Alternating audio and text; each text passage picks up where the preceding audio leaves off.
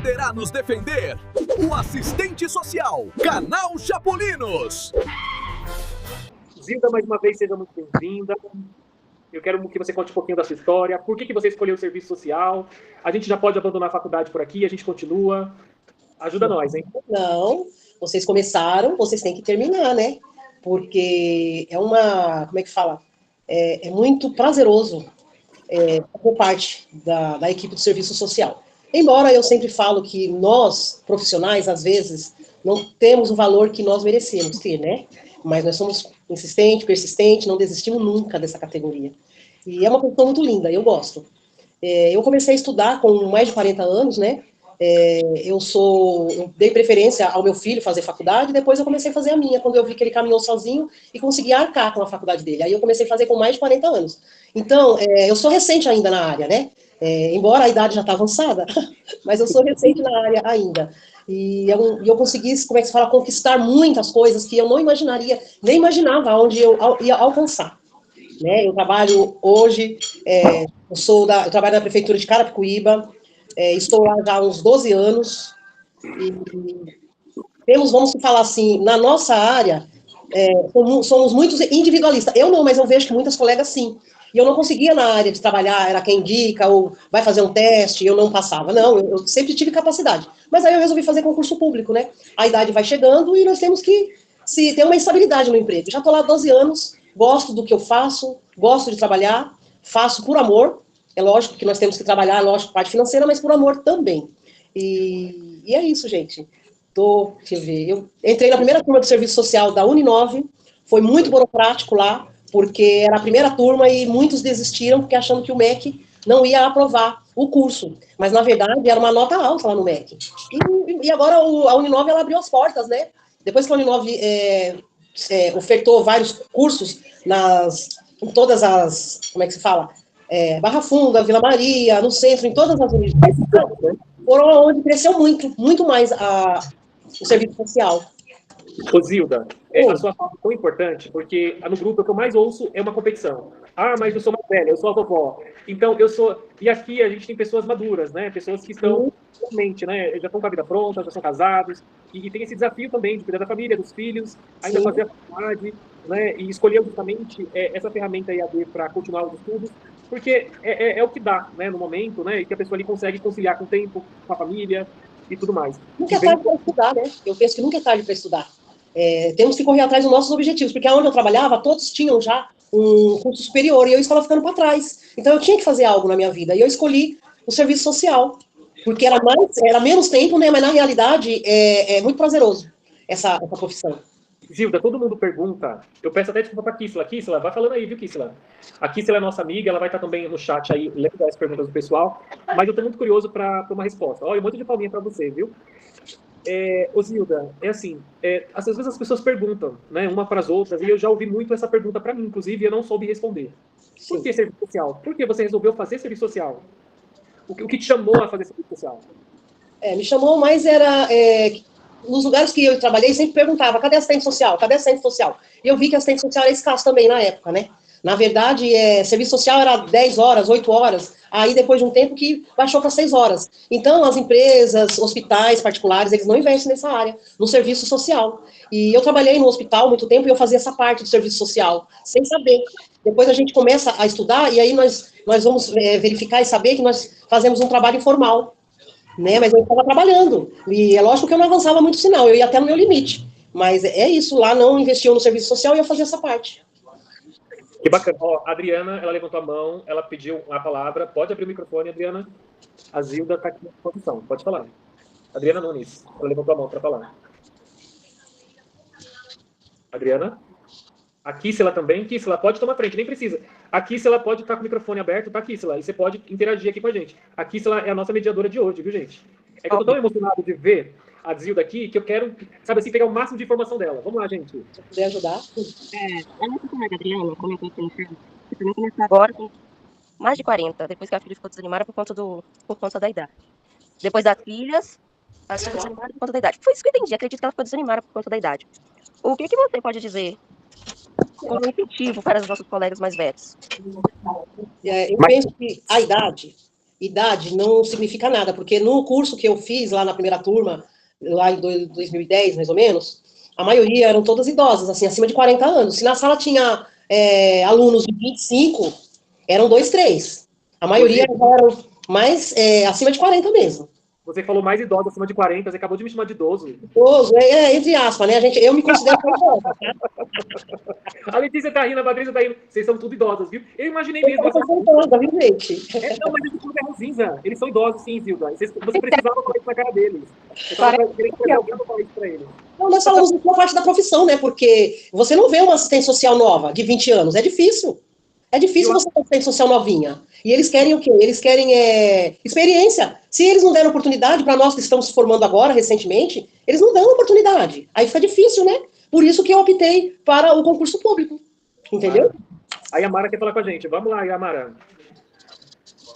Boa noite, Zilda, tudo bem? Meu nome é Yamara e eu gostaria de saber, tanto durante sua graduação quanto agora, depois de formada, quais são as suas maiores dificuldades que você enfrentou e vem enfrentado, e dicas para que a gente possa também, assim, tanto na graduação quanto depois de formado, para a gente levar para a nossa carreira, para a nossa vida como profissionais. Como profissionais, nós temos que para valer os nossos direitos também, tá? Porque muitas vezes eu atendo pacientes que chegam lá na minha sala, porque nós estamos aqui formados, vocês que estão formando, para orientações. Nós não vamos fazer valer, um exemplo, chegou um paciente que ele marcou consulta para 30 dias, e ele queria para 10. Ele já era assistido, aí ele falou para mim, eu não valeu de nada, eu vim aqui falar com você. Falei, eu estou te orientando. Falei para ele, a orientação, eu não posso chegar lá e falar para o médico te atender, tirar a vaga de outro e te atender. Então, eu já estou aqui para te orientar. Então, muitas vezes, eles confundem o serviço social. Eles confundem o serviço social, a assistente social, como a boazinha, a distribuidora de cesta básica. Não, é garantias de direito. Garantias de direito. Se tiver um paciente, que eu trabalho numa UBS, e eu vejo da necessidade dele, os médicos onde eu trabalho vai atender o paciente. Eles não vão deixar de atender. Todo caso que eu levo para um médico, eles me dão atenção e eles atendem. Agora, tem coisas que fogem, né, do nosso alcance, e é onde nós somos criticados. Tem que fazer valer o nosso direito. Tem algum caso emblemático aí da sua carreira que você pegou? A maioria quando a gente atende uma mulher em situação de violência, a violência ela é baseada na psicológica, na sexual, na patrimonial, na moral, né? Então, as mulheres que elas sofrem violência, a maioria das mulheres, elas vivem no psiquiatra, elas tomam um medicamento controlado. E uma vez eu levei uma paciente para a delegacia, e depois ficaram lá brigando comigo na delegacia, quem entrava na delegacia, por que eu deixei ela lá, a mulher tomou tanto remédio, que ela entrou em coma, medicamentosa. E eu deitei ela no chão da delegacia. Aí vieram brigar comigo, quem estava lá, sabe, fazendo boletim. Eu falei, não, do chão ela não cai, até chamou o SAMU, ela ficou hospitalizada. Mas por quê? Porque ela sofria violência pelo marido. E ninguém fazia nada, ninguém podia fazer nada, porque ele era procurado da justiça. Quando a gente verifica isso, faz boletim de ocorrência, pede medida protetiva para a vítima, ela é atendida, mas não é válida. Por quê? Quem deve para a justiça não tem nada a perder. Então, quando ela vivia de aluguel ou tinha algum parente, a gente tinha que mandar para longe, para fora, sair da mesma casa, porque ela não ia ter paz, porque ele era procurado, foragido da justiça. Então, uma medida protetiva não vale de nada. E por isso que muitas mulheres elas vão a óbito, porque eles matam, entendeu? Eles assassinam mesmo, sem dó. Porque você viu como o índice aumentou muito, né, do feminicídio? Aumentou demais. E a nossa justiça é falha, né? Muito falha. Tanta violência, né? Sofreu tanto, né? E chegava na... E tem tratamento para o homem, tá? O homem faz acompanhamento psicológico para ele não agredir a mulher. Tem isso, hoje em dia tem. E quando eu saí do centro de referência, a assistente social lá da Defensoria Pública, ela veio me procurar. Ela veio me procurar e falou assim, eu tô com o caso da pessoa lá, né, da vítima. Você assistiu ela tantas vezes, você não quer fazer um relatório para as crianças não ser abrigadas, ou não tirar as crianças, algo assim, porque ela voltou do ciclo de violência com ele. Eu falei, eu não posso, porque eu não trabalho mais lá no centro de referência. Eu trabalho numa unidade básica, eu vou lá, já fiz visita para ela, mas não é nada referente à violência. Aí nós temos que saber separar, né, o momento da onde nós estamos trabalhando. Aí eu não aceitei. Nós temos que se respaldar referente às coisas que acontecem no nosso meio, porque as colegas, não só as colegas, como o próximo também dos equipamentos gosta muito de prejudicar a assistência social. Zilda. Tem algumas perguntas para a Zilda, Renato. Bora lá, Kissela. A nossa colega Luciana perguntou qual a área de atuação da Zilda. Então, como eu sou estatutária, estou há uns 12 anos na prefeitura de Carapicuíba, eu trabalhei 8 meses no Fundo Social com a primeira-dama, E depois eu sempre gosto de saúde. A minha vida inteira eu trabalhei na saúde, desde os 20 anos. Aí eu falei, quando saiu uma vaga na saúde, eu vou para a saúde. Eu estava tirando, né, a maternidade de uma assistente social. Aí eu fiquei sabendo, fui lá, me apresentei e já mudei de imediato para uma UBS, onde eu estou até hoje, uns 10 anos mais ou menos. Eu fiz pós-graduação, porque eu não arrumava emprego na época, né, eu não podia sair do meu emprego. Então eu fiz pós em políticas públicas e até saiu o meu concurso. Eu trabalhava na área hospitalar, até saiu o meu concurso. Hoje eu trabalho numa unidade básica de saúde, que é uma UBS. Já passei por vários setores lá dentro, porque eles gostam de fazer um teste com a gente, eu nunca digo não. Eu vou em todos os lugares, eu já fiquei na secretaria, ajudando as meninas do serviço social a fazer visita referente aos insumos solicitados, cama, cadeira, bengala, sabe, colchão. Fui fazer a minha visita, fiz os meus relatórios, conforme, né, eles me pediram. Fui trabalhar na farmácia de alto custo, que também era para distribuir as fraldas na farmácia de alto custo, que distribuía as fraldas por ordem judicial, né? E eu não saio da unidade básica. Já fui trabalhar numa residência terapêutica, que saíram também do manicômio 10 pacientes, que são 2, e eu tinha que trabalhar e buscar benefícios para os que estavam na residência. Então, assim, eu gosto de diversidade. Me chama para fazer algo, eu vou. Mas eu volto sempre para o lugar de onde eu estou. Ninguém abre mão de lá, entendeu? Por mim, eu vou trabalhar em qualquer lugar, mas como eu já estou lá um tempo, ninguém quer ir, porque é um lugar um pouco longe do centro. Então, eu vou. Eu fico, né, disponível para eles, entendeu? Ô, Zilda, eu não sei, mas a gente, iniciando agora, a gente tem muito essa questão de transformar, de mudar. E queira ou não, tem algumas histórias que acabam marcando a nossa carreira, marcando a nossa vida. Pessoas que passam uma história, você pode compartilhar com a gente, que a gente é fofoca, a gente gosta de saber. A mulher em situação de violência, quando ela quer sair do ciclo, ela busca ajuda nesse centro de referência, que era até o CREVIM, eu falo, né, que não tem problema nenhum eu falar, que esse CREVIM abriu, no começo era muito bom, era um equipamento que tinha TO, psicóloga, assistente social, e tínhamos muito trabalho a fazer com as mulheres em situação de violência. E muitas das vezes elas iam procurar. Então, como a minha amiga psicóloga, ela tinha medo, né, de atender as pessoas quando chegavam, eu falei, eu atendo. Eu vou acolher todas as mulheres que entrarem nesse equipamento. Por quê? Nós sabemos um pouco da nossa deficiência, né, de relatório. Eu tinha uma deficiência nos relatórios. Então, assim, e ela não. E ela era psicóloga. Aí eu peguei e falei assim, eu atendo e você permanece e continua. Falar com a família, era tudo eu, né, então eu gostava de fazer isso. Que eu nasci na violência, eu vivi na violência doméstica. E assim, as crianças que nós vemos hoje na rua, jogadas, a maioria é que sofreram violência e elas reproduzem o que vivenciou. As crianças hoje em dia, os homens, meu pai também, ele vivenciou isso, então ele reproduziu isso. Hoje eu entendo, no começo eu não entendia. Eu trabalhar com as mulheres. E teve uma época que são vários casos, mas eu vou citar um caso aqui, né, de uma senhora de 62 anos, ela chegou lá no equipamento com o filho caçula e uma neta, né, E aí ela me contou, eu acolhi, eu só fui ouvir a vítima, eu acolhi e explico, né, no acolhimento a gente explica, olha, primeiro início, tem que fazer o quê? Boletim de ocorrência. Abra-se um boletim de ocorrência e faz medida protetiva. E ela vivia no psiquiatra, ela vivia com pressão alta, ela vivia tomando remédios controlados, e ela não aceitou o nosso acolhimento. Eu falei que ela ia ter um acompanhamento com a psicóloga para empoderar essa mulher, para explicar para ela que nós mulheres não podemos aceitar essas violências. Então, é um trabalho, vamos dizer, de formiguinha e lento. Mas quando a gente põe na cabeça da mulher que nós não devemos apanhar nem com uma flor, e explicar para ela que temos o nosso direito, é um pouco difícil, e aí ela foi embora. Depois, acho que de uma semana ou 15 dias, ela retornou no equipamento de novo, porque ela estava vítima de violência. O esposo, durante acho que uns 40 anos, ela ficou nesse ciclo de violência.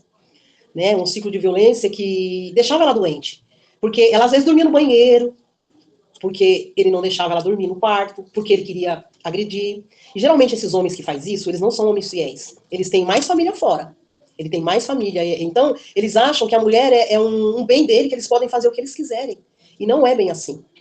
E quando ela voltou, eu abracei ela, e aonde foi, que ela aceitou o tratamento, com uma semana ou 2, eu não me lembro, né, ela já havia entrado com a medida protetiva, feito o boletim de ocorrência, e com o tempo ela tinha parado de tomar o medicamento da diabetes, da pressão, do antibiótico, do remédio controlado, ela já tinha melhorado muito.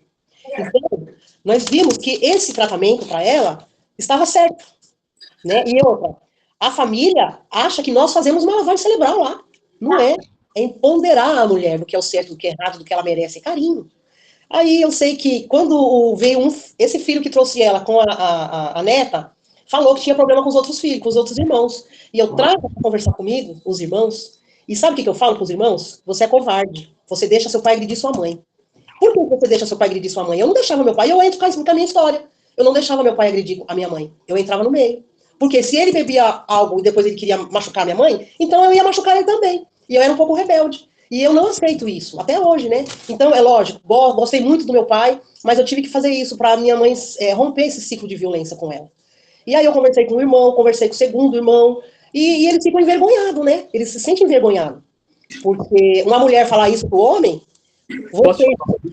Tá todo mundo, eu tô vendo aqui a tela, eu tô conversando com você e tô com um monitor enorme aqui na minha frente. E tá todo mundo assim, batendo palma, tem umas pessoas muito surpresas. Eu preciso só esmiuçar um pouco esse caso que você acabou de falar aqui pra gente. Então, o que eu entendi? É uma senhora casada há mais de 40 anos e que o filho caçula levou ela para esse cuidado. Não foi de imediato, então a gente precisa ter paciência. É isso que você tá dizendo? Sim, ela foi embora, ela não aceitou o que eu ofereci para ela. Ela não aceitou. Porque para a mulher sair do ciclo de violência, ela tem que pegar um pouco pesado com o homem. Né? Tem homem, gente, que eu vou falar aqui, que não dá dinheiro para comprar uma calcinha para a mulher. Ele dá lá o dinheiro para comprar alimento, e olha lá, tem muita mulher que nem alimento ela tem. Entendeu? Então, ela sofre com isso, ela sofre patrimonial. Ele tem uma casa, acha porque sustenta ela, ele pode mandar nela, ele pode fazer o que ele bem entende com ela. Entendeu? Vítima de violência. E não é o certo, né? Porque se a mulher está do lado de uma pessoa, ela também ajudou ele a construir aquele bem que ele tem. Não é mesmo? Então é complicado. E o mais afeta é o psicológico da mulher quando ela está em situação de violência. Um tapa, às vezes não é muito, mas as palavras ofensivas dói muito mais que um tapa. Né? E eu fico muito satisfeita pelo resultado. Eu sei que o mundo depois, né, colaborou com isso. E, infelizmente, depois o equipamento fechou, saiu, foi para o... Não pertencia mais à saúde, porque eu acho que as mulheres vítimas de violência pertencem à saúde, não pertencem à assistência.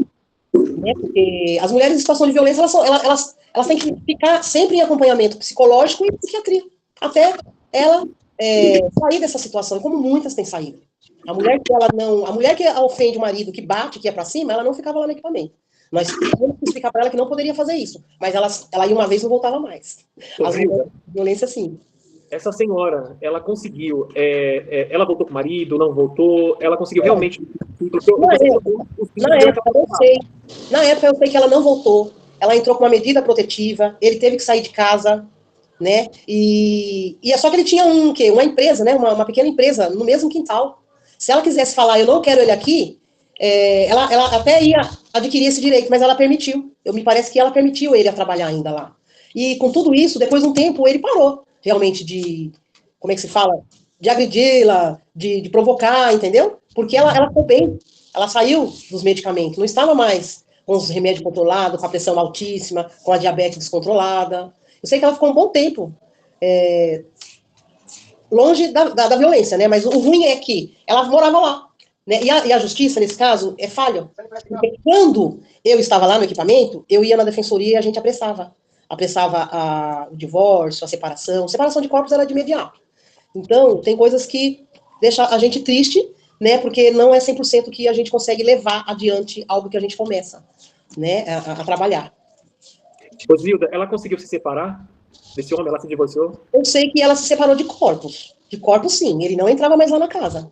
Ele era proibido. Se ele entrasse, ele seria preso. E você não vê ela hoje? Como é que é hoje? Depois que eu fui para a UBS, eu me desvinculei, né? Porque eu tinha que aprender como trabalhar. Quando a gente começa a trabalhar no equipamento, nós temos que procurar saber como que funciona aquele equipamento. Então, eu sei que muitas das mulheres do CREAS vai atrás de mim, porque elas encaminham as mulheres em situação de violência, elas me procuram. E eu oriento, eu acolho, mas eu não posso assistir como eu assistia a elas lá no CREVIM, porque a UBS é outro patamar, mas a gente nunca deixa de fazer aquele serviço. Estamos ali para fazer no todo, de garantias de direito. Ela eu nunca mais a vi. Então eu vou fazer diferente, tá, Zilda? Eu vou continuar a conversa, eu vou continuar o caso. Ela se separou do marido, depois, infelizmente, ela tentou por 8 anos o divórcio, ela não conseguiu se divorciar porque a justiça é muito lenta, ela veio a falecer, e esse filho que você atendeu está de frente com você hoje, estudando serviço social, e para mim é um orgulho muito feliz falar com você, E eu estou muito emocionado, tá bom? Porque aquele abraço que você deu na minha mãe, eu não sei como, eu não sei de que forma mudou, né? Todo aquele ciclo foi rompido, toda aquela situação ela foi quebrada. E recentemente um amigo nosso aqui do grupo, inclusive, infelizmente, ele veio a desistir, né, do curso, mas ele me perguntou para mim, Renato, eu vejo você tão dedicado, né, mas por que você escolheu o serviço social? E, de repente, eu lembrei da Zilda lá no ambiente simples, numa sala muito simples, precária, e tinha tanto amor naquela sala, tinha tanta sabedoria, tinha tanta luz, né? E a minha mãe, ela sempre foi uma pessoa de fé. A minha mãe sempre foi uma pessoa de fé. Sim. Mas, a partir do momento que você atendeu ela, você mudou a história da minha vida, da minha família, da minha mãe. E eu acho que para os colegas hoje que estão participando dessa live, tem que ficar, né, essa mensagem, porque às vezes é o que você faz e é uma sementinha que você coloca ali naquela família e que às vezes você não deu fruto. E olha só, de você já nasceu um outro fruto. Se eu for 10%, né, do que você foi para minha mãe na vida de uma outra pessoa, eu acho que já valeu a pena eu estar aqui, né, fazendo esse curso. Eu quero publicamente agradecer, do fundo do meu coração. Eu estou me segurando, tá? Eu estou bem emocionado. Os meus colegas aqui também estão. E você, através das suas orientações, minha mãe, ela teve 7 anos aí de uma vida boa, né? De uma vida tranquila. E é isso que eu posso, né, finalizar desse caso. Né? Então, não é que não saiu como a gente imaginava no final, mas a gente conseguiu, através da ajuda que eu fui te procurar, e através dessa roda de conversa, Zilda, que eu participei junto com você, que eu comecei a fazer também outras rodas de conversa aqui no bairro. Eu mudei de consulta, hoje eu estou na PV, e a gente começou a trabalhar com as mulheres vítimas de violência aqui, sem ser assistente social nem nada. Eu acho incrível, porque eu estou consciente, de alguma forma, a gente... eu tinha essa lembrança sua. E depois que comecei o curso, e que eu falei, nossa, eu preciso falar com a Zilda. Faz anos mesmo que muitos anos. Nós não falávamos, né? E eu quero deixar aqui também, esses casos, ele emociona, sim, a assistente social, tá? Só que nós não podemos levar para a vida, levar o problema daquele para nós, tá? Eu aprendi na faculdade, em partes. Eu tive uma aula de violência. Ela está na violência porque ela permite, porque ela quer essa situação. Não, ela precisa ser ponderada. Então, tem coisas que não podemos levar, porque eu tenho amigas que tá realmente com psicológico abalado, elas falavam assim, eu não tenho estrutura para trabalhar onde você trabalha. Porque uma assistente social que trabalha em situação de violência no equipamento que eu trabalhava, era delegacia, era fórum, IML, era abrigo. Então, assim, muitas vezes eu já cheguei aqui tarde da noite, porque eu estava levando uma paciente para ser abrigada. Muitas das vezes eu chegava lá, uma paciente que foi violentada, eu tinha que finalizar o atendimento dela. Então é muito árduo nessa parte do centro de referência, mas é muito gratificante. E eu fico feliz, eu me emociono pelo fato de você falar que ela teve uma vida boa após o nosso acolhimento. Porque as mulheres não voltam. Eu encontro muitas lá onde eu trabalho, mas eu não posso citar, eu finjo que eu não a conheço. Se elas vierem falar comigo, eu chamo para minha sala e a gente conversa. Mas se elas não vierem, eu não posso tocar no assunto, porque é uma ferida, né? Querendo é uma ferida, né? Então, e nós temos que ter um bom senso. A mãe chegou para mim que ela estava em situação de violência, que a filha dela estava já numa situação ruim, não gostava do pai. Olha que ponto chegou. E eu detectei que a filha era abusada pelo pai. E para eu chegar a descobrir, e ela abrir os olhos dela, tem que ter muita cautela. Muita cautela. Então é o que eu falo. Esse trabalho, ele é gratificante, é árduo realmente, mas nós temos que, às vezes, ter cautela no que se fala. E eu vejo a menina hoje, que ela foi falar comigo, eu não pude deixar de perguntar da filha, a filha faz acompanhamento psiquiátrico até hoje, devido ao que o pai fez com ela. Né? Então, assim, são coisas que nós não podemos guardar para nós, senão nós ficamos doentes. Nós temos que dar o nosso serviço, acolher, né, e orientar. Porque não podemos jamais criticar. Julgar, não podemos. Por mais que nós tenhamos ali o instinto do que a mãe é errada, nós não podemos julgar. Nós estamos ali para acolher. Muitas vezes na delegacia não queriam fazer os boletins de ocorrência, eu ia lá brigar. Eu sou brigona, viu, gente? Eu brigo mesmo. E tem que fazer valer os nossos direitos. Foi investigada, eles começam já a tortura, porque quem já foi na delegacia sabe que ela, além dela sofrer uma violência, lá ela também sofre violência. Porque eles começam a fazer várias perguntas. Eles não estão lá para julgar. Eles estão lá para fazer o boletim de ocorrência que a mulher conta. Não é mesmo? Então é onde nós entramos aí com a nossa profissão para fazer valer o que é o correto. Nossa, dúvida, alguma pergunta? Zilda. Tem uma coisa que eu quero falar. Pode ir lá, Kisla. Bora lá. A nossa colega Vivian perguntou, na sua experiência, quais políticas públicas mais transformam a vida das pessoas? Todas, porque se você for ver, políticas públicas só está no papel, tá? De fazer valer os direitos. Aonde eu trabalho, muitas querem transporte, aonde que eu trabalho, muitas querem benefício, sem nunca trabalhar. Quando chega lá, e às vezes dá uma entrada no benefício errado. Políticas públicas é no todo. Coisas que nós não podemos também brigar, feio. Não podemos ser uma pessoa ranzinza. Tipo, eu tô atendendo mais 2 unidades. Tem amiga minha que ela só atende uma, eu já cheguei a atender 6. Eu faço o planejamento familiar, que é o planejamento reprodutivo. Eu entrevisto, eu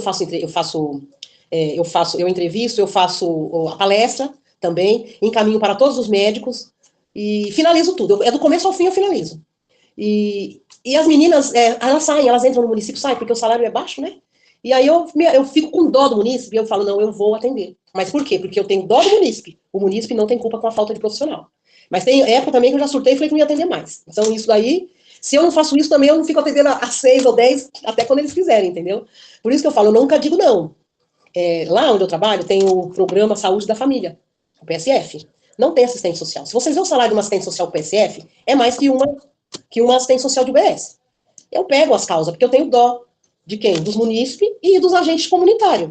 Mas eu não sou de ficar em cima, não. Vou ali fazer visita, não. Eu vou lá, faço, se é grave, eu não posso ser também, conivente, né, na gravidade, e eu faço a minha parte e encaminho para o CREAS. O CREAS que é de alta complexidade, porque o CRAS não resolve. E assim, e às vezes eles jogam para nós de novo achando que a saúde está errada. Mas a saúde está correta, tem a visita médica, e a gente fala, cadê as políticas públicas que não saem do papel?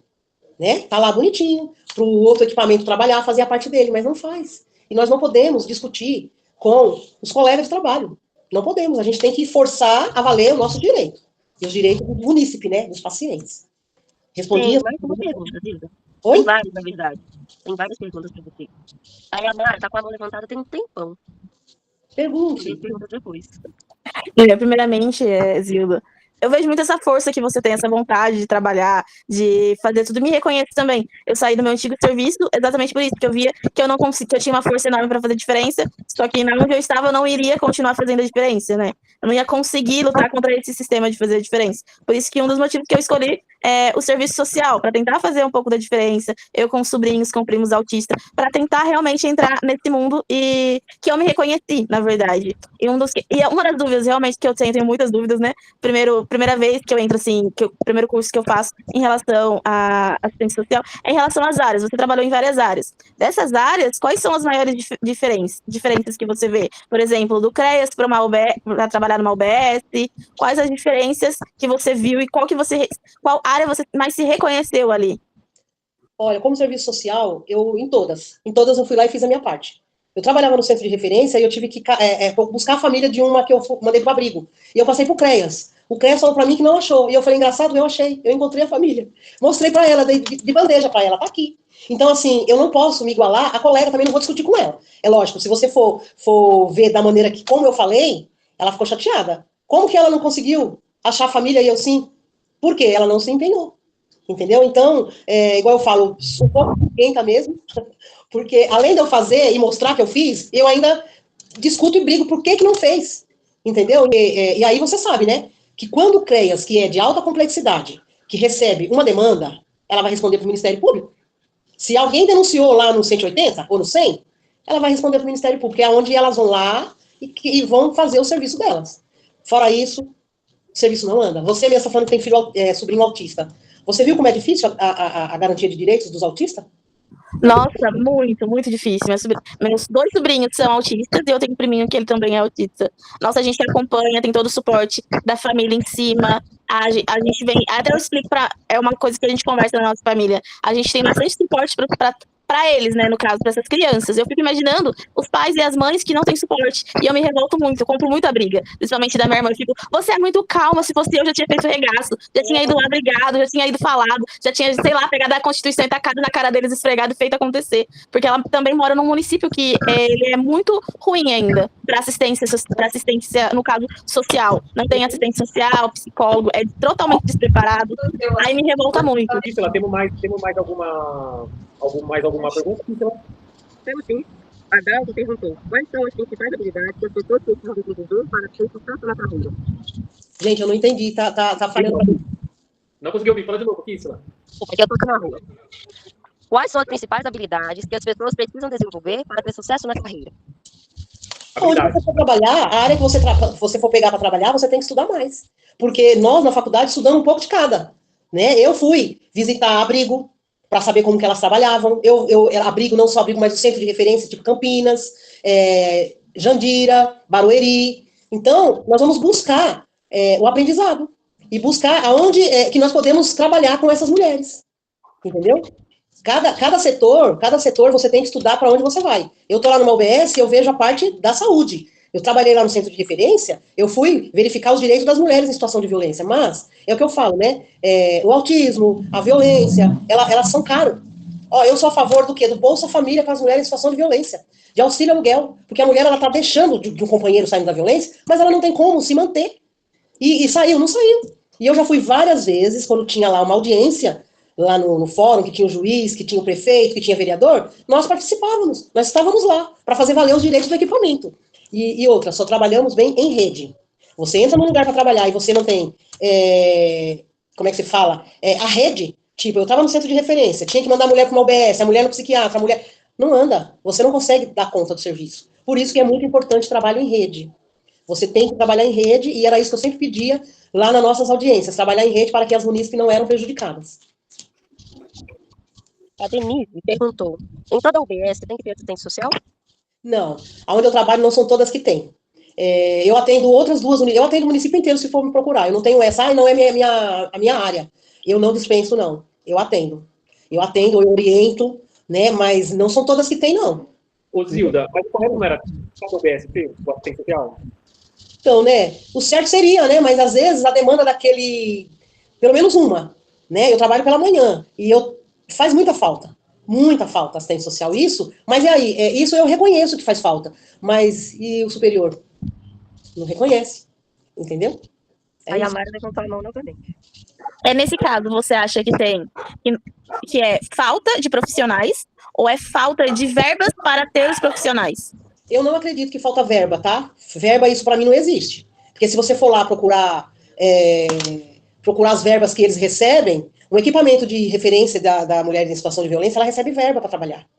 O posto de saúde, ela recebe verbas nas notificações de doença. Então, tudo isso tem verba. Não existe essa de não ter verba. Eles falam que não tem verba que nem paga o nosso salário direito. Acha que tá pagando bem, mas na verdade, as assistentes sociais que entram lá e faz concurso público em outro lugar e vai embora. Agora? Tô te ouvindo. Dona Zilda, a senhora tem muita dificuldade ainda na área? Não, porque depois que você entra e você começa a trabalhar no equipamento, você já conhece ele inteiro, já conhece até os funcionários, já conhece até o que um faz e o que o outro não faz, o que um é capaz e o que o outro não é. Entendeu? Então, essa dificuldade eu não tenho, não. Quando eles me põem para trabalhar em outro setor, eu vou com o maior prazer, porque eu gosto de estudar o ser humano. Eu gosto de observar, porque nós somos observadores, né? Eu acho que a área mais dificultosa mesmo é no CAPT, né? Na saúde mental. Então, eu entrei para fazer um curso, me excluíram do curso, mas eu vou fazer em janeiro. Mas aí você entra, você vai estudar mais nessa área da saúde mental, entendeu? Você vai estudar no todo da saúde mental, você entra lá, você entra cru, mas você vai procurar se informar como acolher. Geralmente quem faz o acolhimento são as enfermeiras, e de CAPS, álcool e droga, né? Eu não gosto de trabalhar com criança, é uma coisa que eu não gosto é criança, eu não gosto de trabalhar na parte da pediatria, não. Eu acho muito, como é que fala, trabalhar com abrigo, trabalhar com essas crianças em situação de violência, isso eu sempre falo que eu não gosto, mas eu trabalho, não tem problema, eu vou lá fazer a minha parte. Hoje mesmo eu terminei o meu curso, né? Meu estágio lá no CAPES. Lá é muito bom, gostei muito mesmo. Participaram bastante, foi a festa da primavera, colocamos eles para dançar, eles participaram bastante. Uhum. É muito gratificante. Com criança é mais difícil, né? Sim. A Rose agora quer levantar a mão, a Rose está levantando a mão. Pode falar, Rose, só vez. Boa noite, gente. Não sei se vocês estão me ouvindo muito bem, estou de fone. Eu estou no trabalho. Justamente a pergunta que eu ia fazer, ela já até respondeu, né, com relação a trabalhar com crianças. O que acontece? Há pouco tempo eu tenho visto as pessoas falando sobre assistente social na escola, né? Tanto o assistente social na escola quanto a psicóloga na escola. Eu acho que, assim, seria uma tirada muito boa se realmente todas aderissem realmente a essa lei, né, que agora é uma lei e não é cumprida, né? E seria o caso da gente também acolher não só as crianças, mas a família também, né? de um todo, principalmente mães, né, em situação de violência, porque... e o que a senhora acha disso? Porque é justamente a área que eu estou tentando entrar. E eu vou conseguir, em nome de Jesus. Eu vou citar aqui para você. Os encaminhamentos que eu tenho recebido da escola, quando você vai ver, a mãe, ela é incoerente. Ela não cuida das suas crianças, as crianças têm muita falta, não passa as crianças, não dá vacina. Ó, na época da Bolsa Família, quando vai pagar, que tem que pesar, lá tem que pesar, filha, olha, eles levam as 10 crianças para tomar vacina para depois pesar, porque sem a vacina não recebe. Então, elas deixam as crianças à mercê. Não liga se não vai, às vezes vai para a escola, mas não entra, às vezes vai para a escola, dá trabalho. Então, quando nós vamos verificar, porque essa criança ela tem aí um déficit de atenção na escola, a mãe também, ela não faz por onde. Porque ela tem muitas crianças, muitos filhos, e ela também não tem, a maioria não são alfabetizadas. E é onde implica na educação das crianças. Porque o que tem de hoje em dia, tem mulheres que elas sofrem por ela não saber ler, e os filhos vai no mesmo ritmo, entendeu? Não quer saber de estudar. Porque a mãe, será que a mãe, ela consegue falar, vai estudar? Se ela não conseguiu, e aí o filho quer seguir o mesmo da mãe e do pai? Então tem muitas questões nas escolas. Tem muitas questões. Como que eu vou dar um auxílio ou um atendimento para uma criança que ela é, abandonada pelos pais? Então começa por aí. Eu chamo a atenção, falo, por que não passa na consulta uma vez por ano, dependendo da idade? Cadê as vacinas? Então a gente começa a cobrar. Elas mesmo já são, como é que se fala? Normal, isso para eles são normal. Muitas tiram as crianças de 12, 13 anos do Bolsa Família porque não quer estudar. Porque faltou, sai, não recebe. Então, que a pior fase da adolescência, eu falo que é dos 12 até os 18 anos. Tem que tomar muito cuidado. Dos 12 aos 18 anos, que é onde está formando o caráter da criança ou do adolescente. Agora, dona Ana, agora, isso. Obrigado, Kissela. Desculpa, tomei a frente da Kissela. Perdão, Kissela. Bora lá, Fia. Bom, não sei se vocês estão me ouvindo aí, minha rua tá meio barulhenta hoje. Esse assunto que a colega falou sobre a assistente social na escola é uma área que me interessa bastante, porque eu tenho um primo autista. E nesse ano, ele só começou a estudar no meio do ano. Porque a escola não tem nem psicólogo, nem assistente social. E, além dele começar a estudar no meio do ano, a escola ainda tirou ele com apenas 2 meses. Falaram que não podia aceitar ele, porque a fiscalização ia lá e ele estava numa turma que não era para ele. Aí tiveram que sair às pressas para arrumar outra escola para ele, porque não tem. E a escola que ele estudava o ano passado, ele foi obrigado a sair de lá porque ele estava perdendo tudo o que ele já tinha conquistado com a fonoaudióloga na escola, porque não tinha um acompanhamento, não se interessava em acompanhar ele, ensinar ele a escrever. Tudo que ele aprendeu foi porque a mãe dele colocou ele numa aula de reforço, e essa pessoa, esse professor da aula de reforço, tem bastante interesse nessa área, e ajudou ele bastante. Então, assim, pelo menos na minha cidade, eu vejo que tem essa falta muito grande de um assistente social, um psicólogo que acompanhe, que mesmo que às vezes o pai não esteja lá na escola todo dia, mas ele está ali atento àquela criança, e eu vejo, assim, essa falta muito grande aqui na minha cidade, e demais. Então, assim, eu já entrei pela metade, eu não sei se você falou já, né, se você já trabalhou na escola como assistente social, mas é uma área, assim, que me interessa bastante, assim, porque eu vejo que tem essa falta gigantesca. Eu não sei se tem em todos os lugares, ou se é só aqui mesmo. Então, aonde eu trabalho, lá no município, as escolas municipais têm. E, assim, foi temporário também. Tipo, não sei se é 6 meses ou 1 ano, e os relatórios que eu tenho recebido, querendo atendimento psicológico, de fono, de algo mais, tudo ação a mãe, as mães são, como que se fala, elas ficam abandonando os filhos, elas acham que ela mandando as crianças para a escola já é o suficiente, porque elas querem as crianças na escola. Muitas das crianças vão lá bagunçar, vão lá brincar, não tem interesse. Agora, falta realmente assistência social nas escolas, falta as auxiliares, que eles têm que fazer, aonde entra as políticas públicas, para quê? Para as crianças serem inclusas, a inclusão escolar. E falta, já começa o erro por aí, né? A inclusão, que é num todo, não é mesmo? E quem sofre? A criança e os pais também, porque não consegue acompanhar, não consegue lidar. No CAPS, dependendo, ele vai aprender muito mais do que na escola, no CAPS, porque lá já tem os profissionais para estar auxiliando, e está passando, né? Que fica sendo assistido. Gente, que live maravilhosa. Eu costumo brincar bastante. Aqui é a turma do fundão, tá, Zilda? Oi? Aqui é a turma do fundão, tá? Eu costumo brincar bastante. Incluído, que não consegue trabalhar porque precisa de experiência, igual o meu caso, estudem e vão para o concurso público. Isso mesmo. Estudem concurso público e vai dar tudo certo. Vale a pena. Porque você pode ver o dever de você com bastante autonomia. Geralmente, quem tem geralmente cargos comissionados vai ficar preso, não pode atuar da forma que você atua. Porque se você fala, não vou lá, não vou, não. Vai sim, que está fora, né? Então, Não, aonde eu trabalho, não se pode mais assistente social, porque tinha, de 80 funcionários públicos, um exemplo, 10 era concursado e de 100 era 10 concursado e 80 comissionado contratado. Então, aí o Ministério Público entrou e fez valer. Então, todas as assistentes sociais do município têm que ser concursado. Todas as psicólogas têm que ser concursado. Não se pode ser contratado nem comissionado, para fazer valer os direitos. Porque, querendo ou não, quem já trabalhou fora sabe como que é, né? A gente está chegando nos últimos momentos finais, né? E só para você entender, queremos mais sua experiência, falar de outros assuntos, ter a sua participação, a gente está muito você. Eu peço desculpas, esse ambiente é para ser informal mesmo, tá? Então a gente pega pipoca, a gente pega um cafezinho e a gente senta na casa, cada um na sua casa, para reunir, para ter uma conversa de amigos. O ambiente que a gente, nessas lives que a gente faz aqui no grupo, é realmente meus amigos para conversar, para e vivenciar mais. Hilda, uma última palavra, né? Se você puder, de repente, falar com a Hilda lá do começo, a Hilda de novo, pudesse falar com a Hilda antes, ou com a Hilda que estava ali no começo, o que você teria para falar para ela?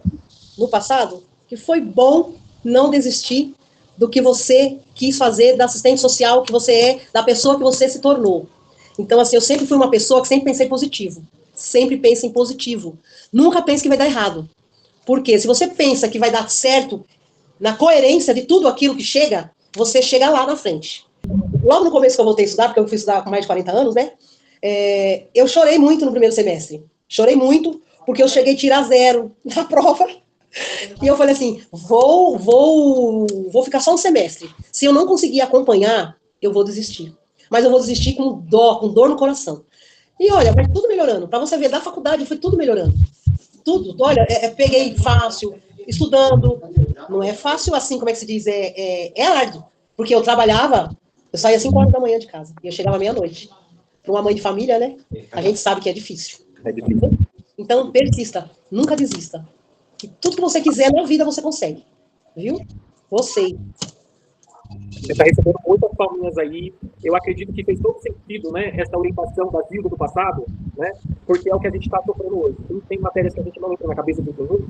Tem pessoas que pensam em desistir, em trocar. E vendo assim você falar, eu acho que é a mesma coisa que a gente está passando hoje, né? E eu fiquei muito emotiva com o Renato, né? Porque eu não esperava, que a mãe dele melhorou muito. Infelizmente, né? Ela partiu, mas ela foi em paz. Porque eu lembro da primeira palavra dela que ela era evangélica e ela não faria isso. Então, às vezes, nós não podemos criticar a religião. Eu sou evangélica, mas eu não toco na religião. Não toco na religião de ninguém. Nós temos que saber dividir, separar o direito com a religião. Então, às vezes, se você entende da palavra, você tem que falar assim da religião. Aonde é que Jesus Cristo gosta que nossos pais, a nossa mãe, elas sofrem, vê sofrendo, né? Então, eu fiquei muito gratificante mesmo de ter encontrado, dele me encontrar, né? Porque faz um tempo que nós não nos falávamos, nem nos víamos, né? Porque faz muito tempo mesmo. Mas eu fico feliz que ela ficou bem. 70% bem, né, Renato? 70%. Não ficou 100%. Eu tenho certeza que se eu estivesse naquele equipamento, ela tinha resolvido a vida dela totalmente. Eu acredito que a missão foi porque eu estava desesperado, porque eu não conseguia ver mais. Ela não tinha força. Era 40 anos, a minha mãe apanhando, sofrendo. E eu falava, assim, posso vir por aqui, mas você é a vítima. Mas ela vai pôr que realmente ela está passando? Não. Então, você vai fazer o que ela está crescendo. Eu lembro que você era discriminado e era o Judas da família. Você foi muito criticado pelos seus irmãos. E eu espero que com a conversa que eu tive com eles, eu não sei, né? Que eles abriram a mente deles, porque eles estavam fazendo errado. Não existe um pai e um filho deixar o pai fazer o que bem quer com a mãe. A sua orientação do meu irmão mais velho, realmente, assim, isso fez muita diferença. Zilda, pode cuidar da sua família, cuidar do seu esposo recém-operado, seu irmão. Ótimo, graças a Deus, ele tá ótimo. Tudo nós superamos. Viu, menino? E, assim, obrigado de coração. E receba todo o carinho de todos os nossos colegas aqui. Hoje, você realmente tem um monte de coração para você, um monte de joinha, de palmas. Realmente, assim, obrigada a todos vocês. Pela sua atuação, você salvou a vida da minha. Então, eu queria mostrar isso, porque é importante. Obrigada, viu? Obrigada de coração mesmo. E para todos, vão em frente, briguem sim. Depois de formado, a gente entra no lugar para conhecer como que é o lugar. Depois que a gente conhece, que nós sabemos os nossos direitos, a gente briga sim. Galera, anotado aí, hein? Anota no caderno. Cida, um abraço, viu? Para todos vocês, viu? Então, gratificante falar com vocês, tá? Obrigado.